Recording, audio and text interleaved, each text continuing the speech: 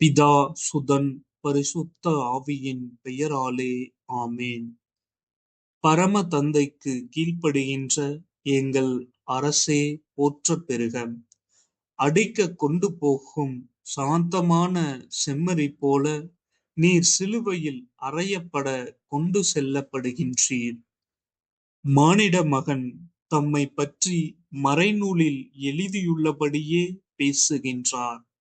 ஆனால் ஐயோ, அவரை காட்டிக் கொடுக்கின்றவருக்கு கேடு. மத்தேயு எழுதிய தூய நற்செய்தியிலிருந்து வாசகம். அதிகாரம் 26, இறை வார்த்தைகள் 14 முதல் 25 முடிய.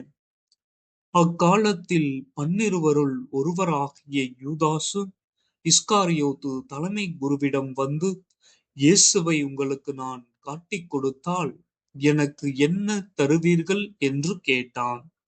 அவர்களும் 30 வெள்ளிக்காசுகளை எண்ணிக் கொடுத்தார்கள். அது முதல் அவன் அவரை காட்டிக் கொடுப்பதற்கு வாய்ப்பு தேடிக் கொண்டிருந்தான்.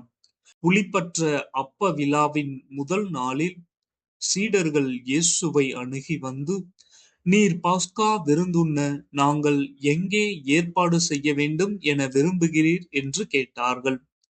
இயேசு அவர்களிடம், நீங்கள் புறப்பட்டு நகருக்குள் சென்று இன்னாரிடம் போய், எனது நேரம் நெருங்கி வந்துவிட்டது, என் சீடர்களோடு உன் வீட்டில் பாஸ்கா கொண்டாடப் போகிறேன் என போதகர் கூறுகிறார் என சொல்லுங்கள் என்றார். இயேசு தங்களுக்கு பணித்தபடியே சீடர்கள் செயல்பட்டு பாஸ்கா விருந்திற்கு ஏற்பாடு செய்தார்கள். மாலை வேளையானதும் அவர் 12 பந்தியில் அமர்ந்தார்.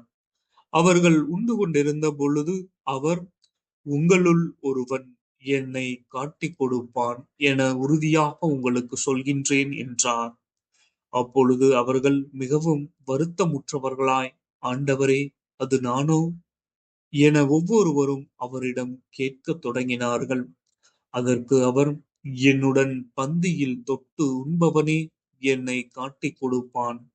மானிட மகன் தம்மை பற்றி மறைநூலில் எழுதியுள்ளபடியே பேசுகின்றார். ஆனால் ஐயோ, அவரை காட்டிக் கொடுக்கின்றவருக்கு கேடு. அம்மனிதன் பிறவாதிருந்தால் அவனுக்கு நலமாய் இருந்திருக்கும் என்றார்.